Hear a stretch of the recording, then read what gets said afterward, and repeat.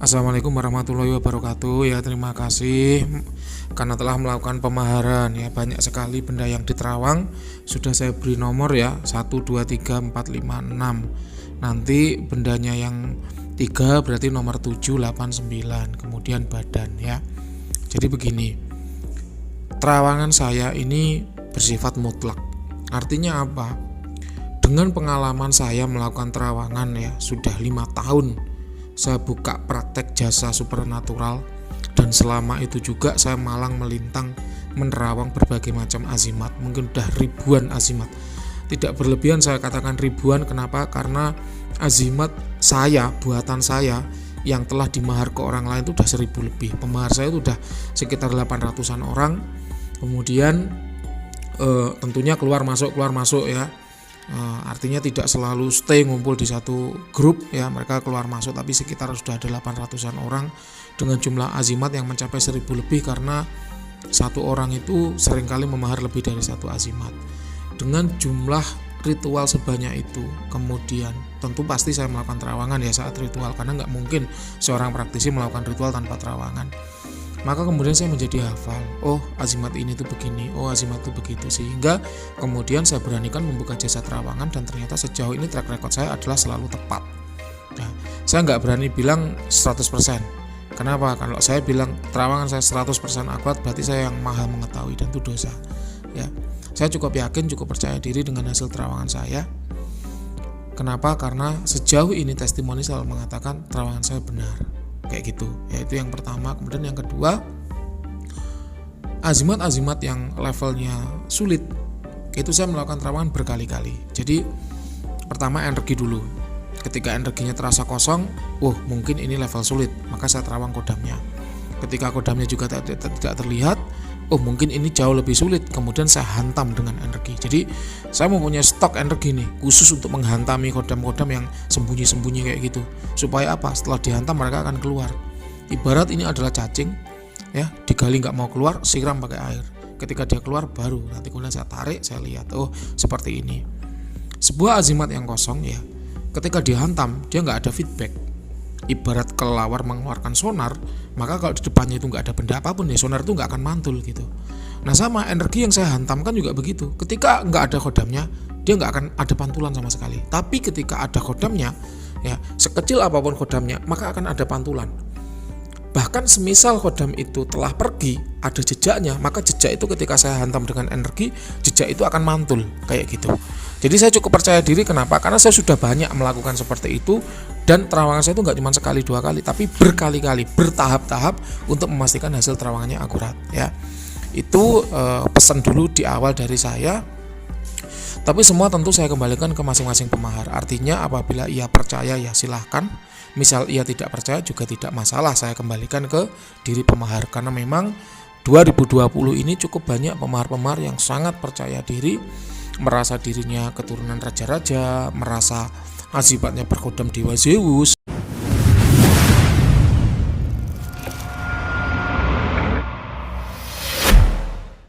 ya, merasa azimatnya berkodam ratu laut selatan dan sebagainya, sehingga ketika ini seperti ini, ini ternyata bukan laut selatan, ini bukan dewa Zeus, seringkali mereka kemudian mementahkan, nggak percaya dengan apa yang saya katakan, dan itu saya bisa menerima, nggak bermasalah. Memang itulah perbedaan ya, indahnya perbedaan ya di situ.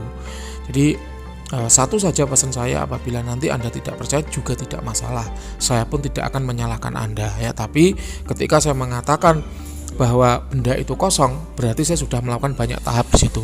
Pertama cek energi, kedua cek wujud kodam, yang ketiga kalau tetap nggak kelihatan apa, saya hantam dengan energi, dan kalau dihantam tetap nggak ada feedback, berarti itu benar-benar kosong kayak gitu ya. Itu preambul dulu, saya jelaskan bagaimana metode saya supaya Anda tahu ketika saya nerawang itu saya nggak cuma asal ngablak, nggak cuma asal ngomong, tapi saya sudah melalui metode-metode saintifik yang sudah teruji klinis kayak gitu ya.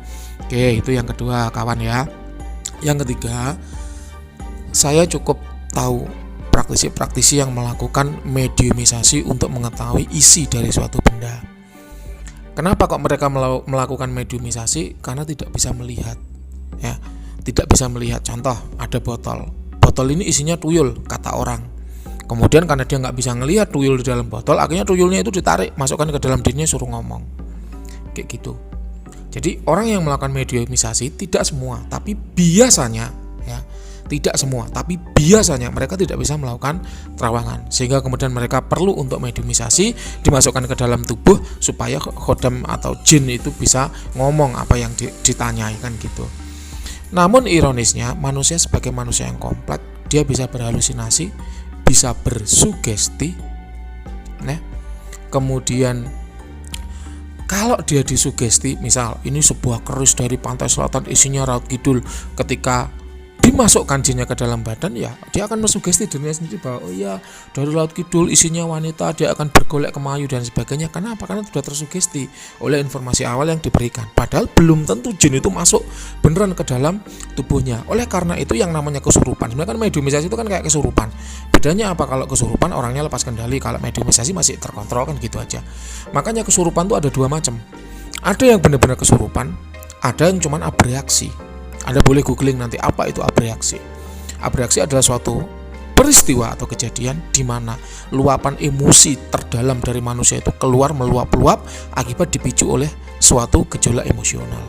Bisa karena diru'yah, bisa karena disugesti, bisa karena dimediumisasi ya. Akhirnya dia tersugesti, dia udah terpacu dalam pikiran, oh iya ada jin yang masuk, kemudian dia menggeram, dia ngamuk. Itu sebenarnya abreaksi. Belum tentu itu benar-benar kesurupan, dan saya cukup sering menangani kasus-kasus kayak gitu. Kalau Anda buka Facebooknya Diki Wira atau cek di fanpage-nya Jejak Mistis, saya sering kali ada klien mengaku katanya kesurupan, sudah diru'yah nggak keluar-keluar, sudah dibacakan Yasin nggak sembuh-sembuh, dibacain Al-Quran bolak-balik nggak keluar, nggak mempan-mempan jinnya. Ternyata ketika saya cek, oh ternyata cuma abreaksi. Solusinya gimana? Biarkan dia menangis sampai puas. Kalau dia udah lapar, kasih makan, ajak ngomong, selesai. Karena apa? Karena benar-benar nggak ada jinnya di situ, tapi cuma abreaksi. Nah itulah ya, itu apa ya, suatu sisi kelebihan manusia, di mana manusia sebagai makhluk yang kompleks, pikirannya sangat rumit. Kemudian alam bawah sadarnya juga bisa keluar sewaktu-waktu, seolah-olah menyerupai kesurupan dan sebagainya. Sehingga saya katakan bahwa saya tidak pernah ya mengandalkan mediumisasi untuk menggali suatu informasi. Kenapa? Karena itu rawan banget dengan sugesti.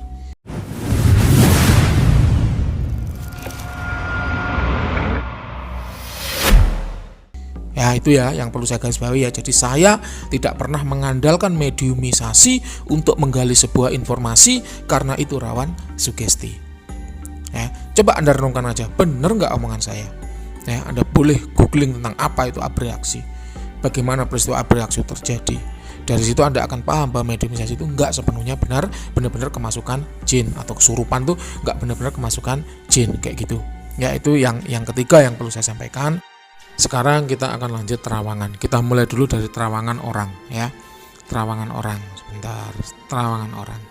Terawangan laki-laki nomor 158 ya. Terawangan laki-laki nomor 158. Dari karakter energi ya. Energi Anda itu masuk kategori besar. Kalau saya skalakan dari 1 sampai 10 kira-kira berada di level 8,6. Memang energi diri Anda ini lebih tinggi dibanding dengan manusia normal pada umumnya, karena kegemaran Anda pada hal yang berbau supranatural ya. Dan saya yakin Anda pun juga berbekal ya beberapa keilmuan-keilmuan ya, sehingga apa? Energi dari keilmuan tersebut membooster energi tubuh Anda, sehingga tubuh Anda ini energinya lebih tinggi dibanding manusia normal pada umumnya kayak gitu. Tuh, yang kedua, saya menangkap beberapa keilmuan yang bersifat kejadukan, kekuatan fisik, kejadukan, proteksi, ilmu kebal, ilmu keselamatan yang Anda miliki. Yang mana ilmu-ilmu tersebut kemudian selain dia membooster energi Anda menjadi lebih tinggi, nampaknya juga mempengaruhi aura Anda menjadi aura merah. Nah inilah yang perlu saya sampaikan ya. Jadi energi tubuh Anda itu kira-kira sekitar 8,6, 8,7 ya, karena kita tidak ada alat ukurnya pasti, maka saya sampaikan kira-kira seperti itu. Kalau buat saya nggak masalah ya, mau tinggi, mau sedang, mau rendah, yang penting adalah bagaimana energi kita itu bermanfaat bagi orang lain. Kita kembali ke aura. Energi yang ada di tubuh manusia itu bervibrasi membentuk warna. Warna itulah yang kemudian disebut dengan aura. Aura Anda adalah merah gelap. Mohon maaf ya, aura Anda adalah merah gelap. Aura merah yang ada pada tubuh Anda dipengaruhi oleh beberapa hal. Yang pertama yaitu adanya keilmuan-keilmuan yang bersifat kejadukan yang Anda miliki. Keilmuan proteksi, keilmuan keselamatan, yang mana itu kemudian membooster aura itu menjadi aura merah, aura proteksi yang kuat. Jadi energi Anda itu vibrasinya itu kenceng, kemudian aura Anda itu rapat, padat dan tebal. Nah, itu yang bisa saya baca dari energi dan aura Anda. Ini bagus ya, ini bagus. Aura merah adalah aura orang-orang yang punya pendirian teguh. Anda adalah orang yang full energi, energik ya. Kemudian berpendirian teguh, ya, punya prinsip kuat. Kalau punya keinginan akan dikejar sampai dapat. Kalau punya cita-cita akan diperjuangkan, tidak mudah putus asa, tidak mudah menyerah. Kalau Anda sudah punya pendapat, maka pendapat itu susah dipatahkan oleh orang lain. Karena Anda punya prinsip. Pendapat saya begini, maka orang lain tidak akan mudah menggoyahkan pendapat saya itu. Itulah Anda. Itu secara positif. Ya, itu secara positif. Sedangkan secara negatif, Anda merupakan orang yang keras kepala dan susah dinasehati. Ya, memang segala sesuatu itu pasti punya dua sisi seperti itu, Mas. Ya, ada kelebihan, ada kekurangan, dan itu wajar. Semua orang pasti seperti itu. Seperti saya. Saya punya kelebihan apa? Misalnya loyal. Pasti sisi lemahnya apa? Oh, bisa meninggalkan keluarga untuk pimpinan. Saya punya sifat lain apa? Dermawan misalnya. Pasti ada sisi lemahnya, yaitu apa? Boros. Gitu. Jadi segala suatu sifat itu pasti punya dua sisi mata uang, yang mana itu tidak terpisahkan. Jadi wajar. Semua orang juga punya kelebihan dan kekurangan. Jadi nggak masalah Anda punya kekurangan dan kelebihan. Yang penting adalah bagaimana kita memanfaatkan kelebihan yang kita miliki sehingga jadi bermanfaat bagi orang lain, dan bagaimana kita memanage kekurangan kita sehingga itu tidak merugikan. Gitu aja. Ya, kita ambil sisi positif bagi semuanya.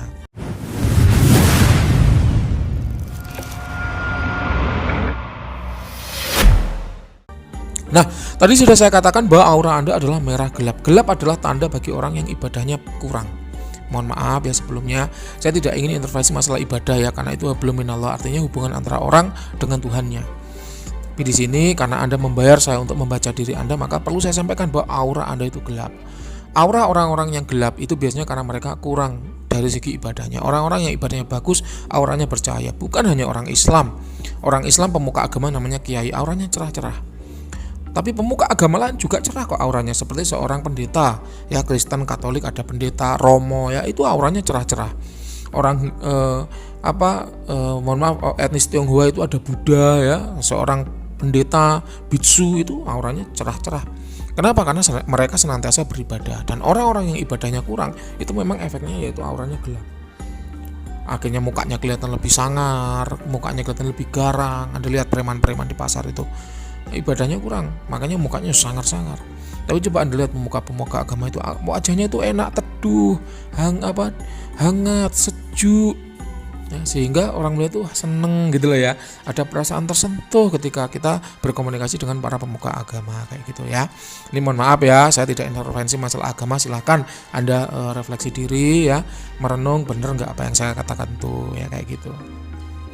Oke, kita lanjut ya. Jadi ini intinya ya, aura Anda ini memang kuat ya, bagus. Pageran alami Anda itu kuat sekali. Walaupun Anda tinggal di tempat yang angker ya, rumah yang sering dilewati lalu lintas makhluk halus, tapi Anda tidak ketempelan. Kenapa? Karena energi Anda kuat, aura Anda tebal. Aura yang tebal itu menjadi barrier alami bagi tubuh, menjadi penghalang alami natural ya, yang melindungi diri dari ketempelan-ketempelan makhluk halus, serangan-serangan jin negatif maupun energi negatif. Itu udah alamiah. Dan itu bagus. Itulah kenapa beberapa saat yang lalu saya membuat konten yang judulnya orang yang logikanya kuat ya, itu menjadikan auranya itu tebal. Proteksi alami, barrier alami dari serangan-serangan yang bersifat supernatural itu bagus. Anda boleh ikut mendengarkan untuk menambah wawasan ya. Nah, jadi Anda ini barriernya kuat sehingga jin-jin liar tidak ada yang menempel di diri Anda. Memang Anda memiliki bakat di kejadukan. Ya, saya menangkap aura Anda itu berbakat di kejadukan. Jadi kalau Anda mempelajari ilmu-ilmu kejadukan, ilmu-ilmu kekuatan tubuh itu, Anda bakat cepat bisa kayak gitu. Rawa rontek, beraja musti ya. Itu cepat Anda itu. Rangkah gunung ya, kalau ilmu-ilmu kejawen kan kayak gitu. Itu Anda akan cepat menguasai karena Anda berbakat dalam hal itu. Rajek besi ya contohnya. Nah, itu ilmu-ilmu kejadukan ya. Gelap ngampar ya, gelap sayuto. Nah, itu ilmu-ilmu kejadukan yang terkenal ya sejak zaman dulu kala. Nah, kemudian ya, untuk serangan-serangan santet, pelet, jin negatif, energi negatif tidak ada. Memang saya merasakan ada orang yang mengirim Anda guna-guna, sifatnya untuk menyakiti ya. Tapi serangan-serangan itu terpantul ya. Mereka hanya seperti apa ya, jejak abu-abu aja begitu di sekitar Anda, karena serangan itu tidak mengenai diri Anda. Kenapa? Karena ya energi Anda kuat, stabil, auranya tebal, sehingga itu kemudian melindungi diri Anda dari serangan-serangan orang-orang yang nggak senang dengan Anda. Dengan karakter Anda yang seperti ini, saya rasa wajar apabila banyak orang-orang yang nggak senang dengan Anda. Ya, saya rasa wajar. Tapi ya tadi, Anda punya prinsip yang kuat sehingga Anda senantiasa dalam keadaan prima. Ya, serangan-serangan itu akhirnya memantul dengan sendirinya, dan itu nggak masalah.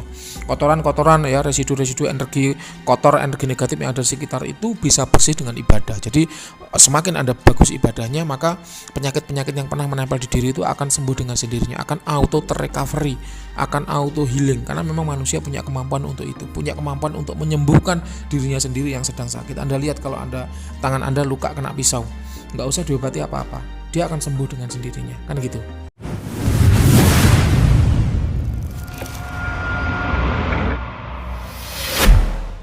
Sama sukma manusia yang menjadi sasaran serang-serangan santet pelet juga gitu. Ketika diserang terus terluka, seiring dengan berjalannya waktu dia akan sembuh dengan sendirinya. Cuman masalahnya apakah sembuhnya itu cepat apa lambat ya. Nah, untuk mempercepatnya maka lakukan ibadah kayak gitu ya. Oke, itu untuk masalah energi. Sekarang kita bicara tentang khodam. Saya menangkap ada 2 sosok khodam yang senang dengan Anda. Ini bukan khodam leluhur ya, ini bukan khodam leluhur, ini adalah khodam yang menempel ke diri Anda karena senang dan dia sukarela membantu diri Anda. Kayak gitu ya. Nah, Mbah, kok nggak ada khodam leluhurnya? Katanya dukun A saya itu punya khodam leluhur berupa dewa Zeus, katanya dukun B saya itu punya leluhur keturunan raja-raja dan sebagainya. Ya itu kan kata orang, kalau kata saya enggak. Saya punya standar sendiri ketika saya mengatakan apakah seseorang itu didampingi khodam leluhur atau tidak. Kalau khodam leluhur itu mendampingi orang itu dalam jangka waktu yang lama, misalnya dalam 24 jam dia didampingi khodam leluhur 23 jam, yang 1 jam khodam leluhurnya pergi. Nah, itu baru saya sebut dengan dia memiliki khodam leluhur. Tapi apabila khodam leluhur itu hanya nongol sebentar, terus pergi, maka saya katakan bahwa itu tidak memiliki khodam leluhur. Memang ada sosok yang sering muncul ya di dekat Anda berupa sosok naga berwarna hijau ya, ular panjang berwarna hijau, tapi itu hanya nongol sebentar. Wujud aslinya adalah laki-laki, seorang laki-laki berkumis panjang, berjenggot panjang. Ini nanti akan mendampingi Anda ya setelah Anda siap. Mungkin saya bilang mungkin. Ketika Anda nanti udah terus meneruskan tirakat Anda, kemudian Anda matang secara supranatural, matang secara emosional, matang secara jiwa dan raga, maka mungkin dia akan mendampingi Anda karena dia sifatnya panas ya, dan dia butuh orang yang sabar untuk diikuti. Itu yang sedikit informasi yang bisa saya katakan dari khodam leluhur ya. Nah, sekarang kita kembali ke khodam yang suka dengan Anda. Kemungkinan ini adalah khodam hasil pengisian. Jadi pengisian khodam ke badan ya. Kalau Anda merasa enggak, saya enggak pernah mengisi, berarti khodam ini ikut dengan Anda secara sukarela karena suka kayak gitu. Ada 2 yang saya tangkap ya. Sosok yang pertama yang dominan yaitu adalah sosok wanita membawa pedang. Dia memakai baju biru, celananya hitam, di kepalanya itu ada ikatnya berwarna merah, dan dia memakai ikat pinggang berwarna merah. Sesosok wanita membawa pedang. Apa artinya sosok wanita membawa pedang? Memang wujud itu adalah manifestasi dari tuah, manifestasi dari karakter energi. Ketika dia membawa pedang berarti dia punya tuah utama yaitu sebagai proteksi dan eksekusi. Kita lanjut. Khodam ini asalnya dari luar Indonesia. Dia dari daerah utara, masuk kategori jin laut. Dia dark entitas. Walaupun dia dark entitas, tapi khodam kali ini tanpa dampak negatif. Usianya kira-kira 2000 tahun dengan level power sekitar 8,9. Dari segi usia ini tua, dari segi power ini kuat ya. Adapun tuah utamanya yaitu lebih ke arah proteksi, wasilah jaga diri dan keselamatan, serta eksekusi dan pahit lidah ya. Lalu apa bedanya proteksi dan eksekusi? Kalau proteksi ibarat perisai, kalau eksekusi ibarat pedang. Jadi kalau proteksi itu diserang dia akan bertahan dan diam, kalau eksekusi itu diserang dia akan bertahan, kalau dia bisa membalik keadaan dia akan menyerang balik. Itu bedanya. Misal Anda saya pukul, kalau proteksi membuat Anda kebal, selesai. Tapi kalau eksekusi Anda saya pukul, setelah saya pukul Anda pergi, saya pergi, setelah itu saya kecelakaan. Nah, itu eksekusi. Paham ya bedanya? Jadi ada unsur menyerang balik kalau eksekusi. Nah, khodam ini masuk proteksi, eksekusi dan pahit lidah. Jadi ngomong apa yang Anda ucapkan itu mudah menjadi kenyataan. Kemudian untuk pantangan perawatan ya tidak perlu. Kenapa? Karena dia ikut di badan, dia ikut dengan Anda secara senang, sukarela. Jadi tidak perlu dirawat, tidak masalah. Nah, yang kedua adalah sosok kakek-kakek berambut panjang, jenggotnya panjang, dia memakai baju warna kuning emas ya. Ini juga hasil pengisian, asalnya dari luar Indonesia.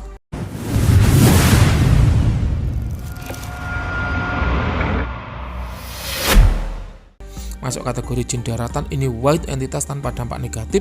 Usianya kira-kira adalah 3000-an tahun dengan level power sekitar 9,1. Ini dari segi usia dia tua, dari segi power ini masuk kategori sangat bagus. Adapun tuah utamanya lebih ke arah pengasihan dan kerejekian, membuat Anda hoki, senantiasa beruntung ya. Kemudian kalau kerejekian itu money magnet ya, menarik rezeki, menarik duit dari arah mana saja, sehingga rezeki Anda itu kalau orang Jawa bilang tuh lumintu, walaupun kecil tapi tetap ngalir terus kayak gitu ya. Ini tanpa dampak negatif ya, dia tuahnya berjalan bagus dibandingkan dengan yang wanita tadi. Anda lebih dekat dengan yang kerejekian tadi, tapi karena Anda memiliki kilman-kilman kejadukan, akhirnya apa, aura Anda terlalu pekat merahnya, sehingga biasanya kodam-kodam kerejekian itu menginjak aura menjadi aura kuning emas. Nah ini kalah kuning emasnya ya, kalah dengan aura merah dari ilmu-ilmu kejadukan yang Anda miliki kayak gitu itu ya. Nah, khodam ini juga tuahnya jalan kencang sebenarnya. Yang kerejekian ini tuahnya jalan kencang, lebih bagus daripada tuah yang proteksi tadi kayak gitu. Oke, itu tadi untuk dua khodam ya yang ada di diri Anda. Sekarang kita bicara khodam-khodam yang ada pada batu azimat yang Anda miliki.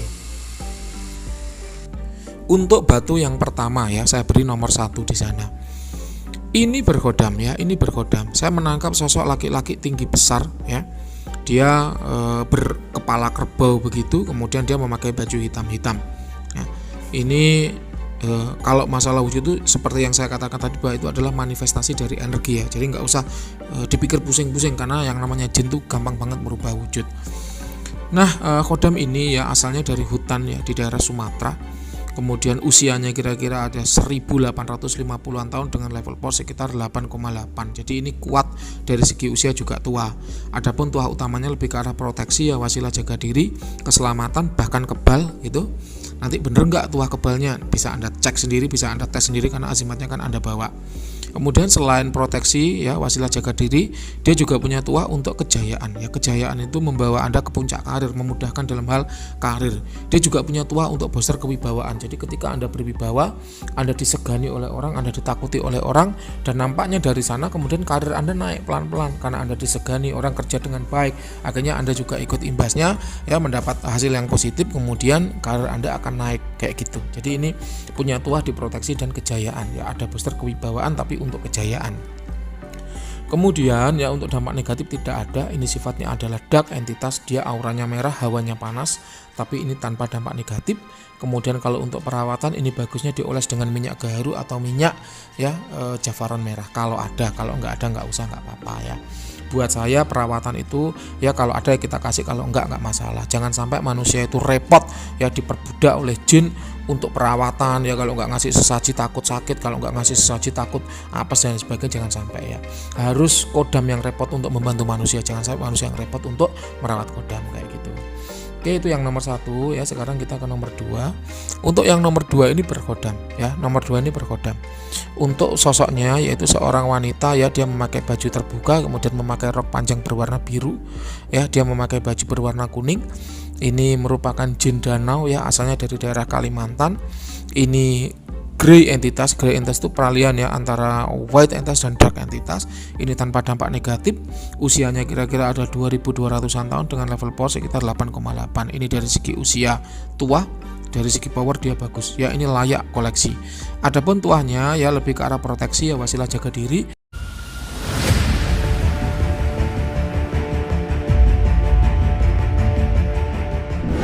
Kemudian dia punya tuah untuk pengasihan dan kerejekian. Jadi membuat Anda mudah disenangi oleh orang ya, kemudian membuat Anda mudah dalam mencari uang kayak gitu. Tapi memang yang dominan adalah proteksinya. Jadi tuah itu saya baca dari yang utama.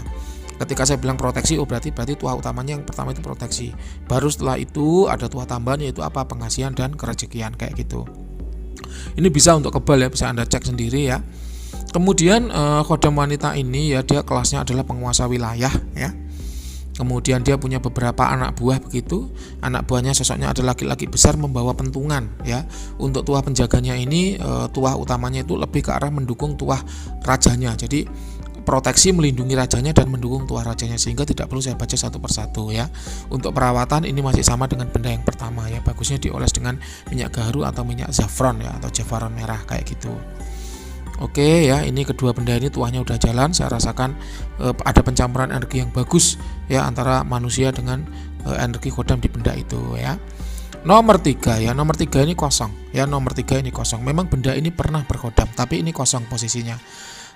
Lalu kenapa sebuah benda yang dulunya berkodam kemudian menjadi kosong atau hilang kodamnya? Saya sudah pernah membuatkan konten, silakan Anda bisa dengarkan. Judulnya adalah penyebab benda-benda berkodam jadi kosong atau hilang kodamnya. Ya, salah satunya adalah diserang, ya diserang oleh jin lain, kalah, kemudian dia mati, kemudian kosong batunya kayak gitu. Ya, jadi nomor 3 ini kosong. Sudah saya cek dari jalur energi, sudah saya cek dari jalur kodam, kemudian sudah saya cek juga dengan hantam energi. Ini memang pernah berkodam, tapi sekarang posisinya kosong kayak gitu. Kemudian yang keempat yaitu sebuah keris berkepala naga ya. Keris ini berkodam ya, sepasang ya, isinya sepasang kakek nenek. Yang kakek tua ya, rambutnya panjang sepantat ya, tapi digelung kepalanya, kemudian dia memakai baju biru-biru. Sedangkan yang nenek-nenek ya, rambutnya panjang sepantat, digelung juga, dia memakai baju berwarna merah dan hitam. Jadi setelan atasnya merah, setelan bawahnya hitam. Ini sepasang ya, kodamnya sepasang. Asal kodamnya sendiri dari gunung di Jawa Tengah, masuk kategori jin gunung. Ini grey entitas, jadi peralihan antara white entitas dan dark entitas ya, ini tanpa dampak negatif. Kemudian usianya rata-rata kira-kira 3.800-an tahun, laki dan perempuan sama, dengan level power sekitar 8,6 dari segi usia tua, tapi dari segi power masuk kategori medium ya. Untuk tuahnya sendiri yang pertama ini adalah proteksi ya, proteksi, jadi wasilah jaga diri ya, pagar gaib melindungi Anda dari bahaya. Kemudian tuah selanjutnya itu booster kewibawaan ya, membuat Anda disegani oleh orang lain, disukai oleh orang lain, tapi lebih ke arah karena Anda terlihat maco dan dewasa. Kemudian untuk tuah selanjutnya yaitu dia punya tuah untuk kejayaan ya, kejayaan itu membawa Anda menjadi meraih puncak karir kayak gitu, tapi publik figur ya, jadi lebih ke arah publik figur seperti seorang kepala desa, camat, ya lurah atau DPR, artis kayak gitu. Jadi karirnya itu lebih ke arah yang publik figur, bukan pedagang kayak gitu, bukan. Kan ada juga pedagang yang mencapai puncak karir, tapi ini bukan ke arah sana, lebih ke arah publik figur. Ini keris ini nampaknya tuahnya belum berjalan baik dengan pemiliknya. Apakah ini tidak ditayo oleh pemiliknya, apakah pemiliknya kurang bisa memakainya ya, sehingga ini tuahnya kurang berjalan dengan baik, kalau menurut saya begitu. Lalu solusinya gimana? Solusinya silakan ditayuh ya, ditayuh itu ditanyai, dibonding, dikontrak ulang, mau nggak dia mendampingi pemiliknya yang baru kayak gitu ya, supaya apa? Supaya tuahnya itu benar-benar bisa keluar dengan maksimal ya, tidak cuma setengah-setengah kayak gitu.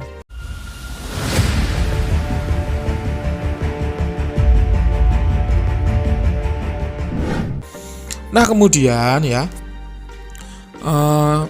untuk perawatan ini bagusnya itu dicuci bersih. Setelah dicuci bersih ya, kemudian ini diwarangi lagi ya. Setelah diwarangi lagi terus dioles dengan minyak singer ya. Minyak singer itu beli aja di tukang jahit ya. Kemudian kalau Anda pengen ngasih offering atau sesaji, maka jangan dikenai bilahnya ya, sayang bilahnya kalau dikenai sesaji. Biasanya sesaji itu kembang setaman, kopi pahit, kemudian kemenyan Arab ya, kemudian ada dupa gaharu. Dibakar aja semuanya ya, kecuali kopi pahit dan kembangnya ya, taruh aja di sebelahnya, kemudian kerisnya taruh di sebelahnya gitu aja. Jadi jangan dioleskan ke bilahnya, sayang kalau berkarat ya kayak gitu. Oke, itu untuk keris ya. Sekarang kita ke keris semar ya. Untuk keris semar ini kosong ya, sudah saya cek dari jalur energi kosong, saya cek dari jalur kodam juga kosong, saya hantam dengan energi juga kosong ya. Ini tidak ada isinya ya untuk yang keris semar. Nah kemudian ya, saya memang menangkap ada vibrasi energi dari benda ini, tapi ini lebih ke arah tulpa ya, jadi tidak terkait dengan kodam ya. Ini adalah jejak energi aja yang ditancapkan pertama kali supaya benda ini memberikan tuah. Tapi setelah itu karena energi itu bukan kodam. Kalau kodam itu tuahnya dipakai jalan ya, dia ketika tuahnya berjalan energinya kan habis tuh, dia bisa merecovery energinya sendiri karena dia makhluk. Tapi kalau energi ketika tuahnya dipakai energinya akan berkurang ya, karena dia bukan makhluk, dia tidak bisa merecovery energinya sendiri kayak gitu. Nah penjelasan tentang energi ini sudah banyak sebenarnya di konten Jejak Mistis, silahkan bisa Anda dengarkan ya. Jadi bukan berarti energi itu setelah dipakai sehari, 2 hari, seminggu, 2 minggu akan hilang terus habis gitu, enggak. Bisa jadi dia berbulan-bulan, bisa jadi dia bertahun-tahun, tapi tidak recovery, tidak terisi ulang gitu. Sama seperti power bank. Ketika power bank itu mAh-nya kecil, maka dia akan cepat habis. Tapi kalau mAh-nya besar, walaupun dia dipakai dalam jangka yang lama, dia akan tetap ada listriknya, tapi dia tidak bisa mengisi sendiri gitu loh. Ibaratnya kayak gitu. Ya ini keris ini tulpa aja ya, ada semburan energi tapi nggak besar ya, nggak besar. Mungkin kalau saya skalakan sekitar 7,8 dengan tuah utama dalam hal pengasihan, tapi nggak besar dan itu udah mau habis ya kayak gitu.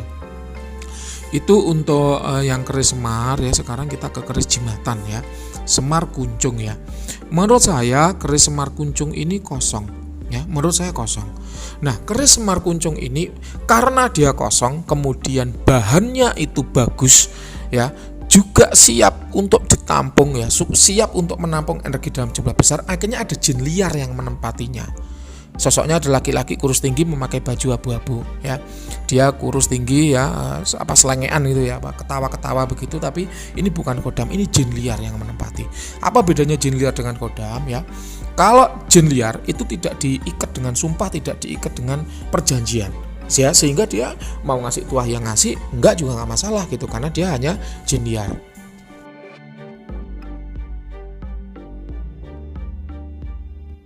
Sedangkan kalau khodam itu dia sudah disumpah. Jadi jin itu sudah ditundukkan, sudah disumpah untuk membantu manusia. Sehingga apa yang terjadi? Dia mau membantu manusia.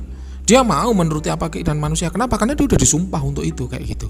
Jadi itu bedanya jin liar dengan khodam ya. Untuk ini isinya jin liar. Jadi dulu mungkin pernah berkodam, kemudian kosong. Setelah kosong kemudian diisi oleh jin liar. Ini saya rasakan ini tuahnya nggak jalan ya. Ini tuahnya nggak jalan. Kenapa? Karena dia jin liar. Jadi ini belum ditundukkan.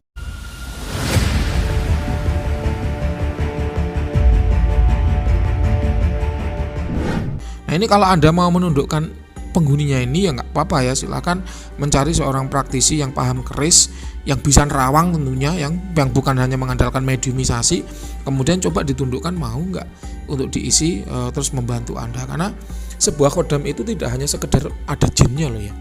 Khodam itu bukan sekedar ada jinnya. Khodam itu melalui syarat-syarat yang ketat. Contoh yang pertama, sifatnya harus positif. Itu dulu yang pertama. Kalau cuma sekedar jin tapi sifatnya negatif, buat apa? Contoh, saya punya teman saya ini proteksinya kuat, asihannya kuat, karena dia punya perewangan buto. Teman saya ini wanita, butonya laki-laki. Pada akhirnya si buto ini benar memberikan dampak positif kepada si wanita ini, tapi dia juga minta imbalan, yaitu apa? Hubungan badan. Minta ngesek terus sama si wanita ini. Wujudnya hadir dalam mimpi. Jadi dalam mimpi ya si wanita yang menggeliat-geliat gitu seperti orang berhubungan badan. Kenapa? Karena dia disetubi oleh khodam ini tadi. Kayak gitu. Jadi khodam itu tidak hanya sekedar ada jinnya kuat, nggak hanya seperti itu, tapi harus memberikan dampak positif tanpa meninggalkan dampak negatif bagi orang yang memilikinya. Buat apa kita punya perewangan bagus kuat tapi ada dampak negatifnya? Rugi. Itu yang pertama. Yang kedua, khodam itu harus tidak minta sesaji. Itu kalau buat saya. Makanya Padepokan Sengkelat hadir dengan moto semua azimat Padepokan Sengkelat itu anti ribet, anti ruwet, tanpa pantangan, tanpa perawangan, semua tinggal pakai. Kenapa? Karena buat apa kita ngasih sesaji macam-macam? Ya kalau akidah kita masih kuat, kalau akidah kita melenceng, kita jadi menyembah setan. Waduh, itu berat sekali. Kalau nggak ngasih sesajen malam Jumat sakit. Kalau lupa nggak ngasih sesaji malam Jumat jadi apes. Kalau lupa nggak ngasih sesaji malam Jumat jadi usahanya bangkrut. Rugi kalau kayak gitu buat saya. Jadi khodam itu selain tidak memberikan dampak negatif, dia juga harus tidak minta sesaji. Itu kalau buat saya syaratnya 2 itu yang utama. Syarat yang ketiga ya, baru itu loyal. Loyal itu penting banget. Kenapa? Khodam ketika kita panggil harus datang. Khodam ketika harus berhadapan dengan musuh yang kuat harus mau, bahkan taruhannya nyawa. Misal kita kena santet orang yang dikirim jin kuat, khodam itu harus mau menjadi pagernya kita, melawan jin-jin kiriman itu tadi, walaupun taruhannya mati. Itu harus loyal tanpa tapi, bener-bener loyal tanpa tapi, nggak ada tapi-tapian. Ketika kita diserang, maju, ya harus maju khodam itu, walaupun dia efeknya harus mati. Karena orang itu hidup nggak akan lempeng-lempeng aja, pasti serangan itu banyak. Dan khodam kita itu ada pagar utama, pagar terluar yang akan menampani itu menerima serangan-serangan itu. Baru kalau khodam mati, baru khodam selanjutnya, kemudian baru ke aura, setelah aura baru tembus ke badan gitu. Nah, jadi harus loyal tanpa tapi, harus mau disuruh, harus siap dipanggil kapanpun, harus mau menjalankan perintah-perintah yang aneh-aneh kayak gitu. Itu khodam, bukan hanya sekedar ada jinnya, ada setannya ketika dimediumisasi masuk gereng-gereng teriak-teriak. Enggak cuma seperti itu kodam itu yang ketiga. Yang keempat, dia harus mau melayani kita sampai mati ya, sampai kita mati dan tanpa minta tumbal. Jangan sampai dia mau melayani kita ketika kita mati minta tumbal karena anak kita. Wah, repot kalau kayak gitu. Jadi kontraknya seumur hidup kita, setelah kita mati selesai kontrak itu habis. Nah, kodam-kodam buatan keris-keris buatan empu-empu zaman dulu itu kan kayak gitu. Jadi dibuatkan untuk si A, begitu A mati diwariskan ke si B, B mati diwariskan ke si C. Itu udah 3 generasi. Padahal keris itu tidak dibuat untuk si C. Untuknya si A. Dan belum tentu kodam dalam keris tadi mau melayani si C. Itulah kenapa banyak keris-keris kemudian kosong. Setelah kosong karena kodamnya nggak cocok sama si C itu tadi, kemudian diisi jin liar. Ketika dimediumisasi gereng-gereng, ya bener ada jinnya. Tapi apakah itu kodam asli dari sebuah keris buatan empu? Belum tentu. Bisa jadi itu jin liar yang masuk menempati wadah yang kosong.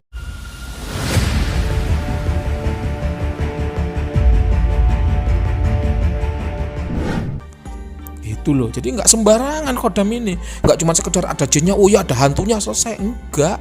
Itu panjang kontraknya itu. Nah, itu yang keempat. Yang kelima, kodam itu harus tua dan kuat ya. Makanya saya itu selektif ya, kodam itu saya sketsakan ke orang yang tidak ada kong kali kong dengan Mbah Wira, yang tidak ada perjanjian dengan saya, bener-bener orang luar. Mbah, saya minta tolong sketsakan ini. Saya nggak ngomong itu isinya apa, saya nggak ngomong tuahnya apa. Bahkan saya juga nggak ngomong itu ada kodamnya apa enggak. Nanti dia akan bilang, oh ya ini berkodam, saya sketsakan gini-gini, tuahnya begini, usianya gini, asalnya begini. Nah gitu, itu namanya quality control. Makanya saya itu terbebas dari halusinasi. Kenapa? Karena produk-produk Padepokan Sengkelat semua disketsa, ada sketsanya. Kalau Anda nanti lihat video ini kan ada gambar tuh, ya ada tulisannya sketsa Bayi Jalak Paninggal, itu ada memang sketsa.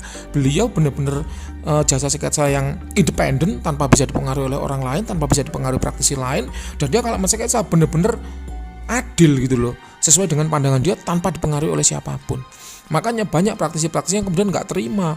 Ada praktisi yang ngisi katanya azimatnya isinya Ratu Pantai Selatan, ketika disikat ternyata bukan, nggak terima, marah-marah gitu. Itu sering beliau mengalami. Kenapa? Karena beliau benar-benar independen, tidak bisa dipengaruhi dan tidak bisa diganggu gugat terawangannya. Gitu loh ya. Itu kualitas seorang penerawang harus begitu. Dan kodam itu begitu. Jadi harus di cross check ke orang lain. Jangan cuma sekedar wah keris naga Sosro, Sabu Inten, Lok 11. Ini isinya naga. Ya, naga dari Gunung Merapi. Ketika dicek sama orang lain, ternyata bukan naga. Isinya ternyata sosok wanita cantik tapi bukan naga. Misalnya kayak gitu. Nah, itu bisa saja terjadi. Kenapa? Karena kita sudah sering kali tertutup dengan ambisi, akhirnya menjadi halusinasi.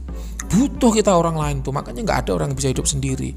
Seperti saya pun, saya seorang praktisi, saya bisa nerawang, saya sudah nerawang bertahun-tahun, praktek nawang bertahun-tahun, tapi ketika saya ritual saya juga bijak nih, menilaikan hasil karya saya ke orang lain. Supaya apa? Supaya fair, supaya saya tidak tertutupi ambisi, supaya saya tidak sombong bahwa oh iya ini loh terawangannya Mbak seperti ini ketika dilihat oleh orang lain, kayak gitu. Ya, itu ya. Oke, itu beberapa syarat ya. Sebuah kodam bukan hanya sekedar ada jinnya, tapi harus benar-benar mematuhi beberapa prosedur ketat yang itu harus dipatuhi beneran. Oke, sekarang kita ke benda selanjutnya, yaitu sebuah batu ya, batu berwarna biru. Batu ini berkodam ya. Nah, kodamnya adalah wanita ya. Dia memakai baju biru-biru begitu. Ini bagus, cantik ya.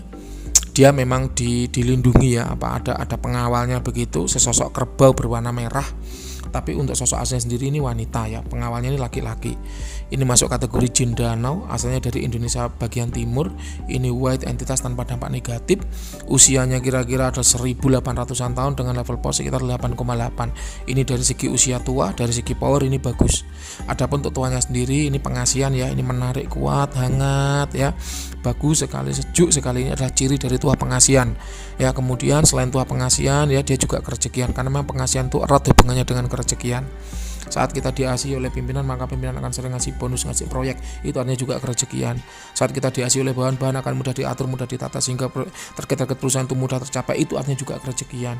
Ketika kita diasihi oleh orang yang baru kita kenal, diajak kerjasama, diajak bisnis, diajak proyek dan sebagainya, itu juga artinya juga kerejekian. Jadi memang pengasihan ini dekat hubungannya dengan kerejekian ya. Selain pengasihan dan kerejekian, dia juga punya tuah untuk meningkatkan kepekaan batin seseorang ya. Ini tanpa dampak negatif, tuahnya saya rasakan sudah jalan. Untuk perawatan ini bagusnya dikasih olive oil yang dicampur dengan mesik putih.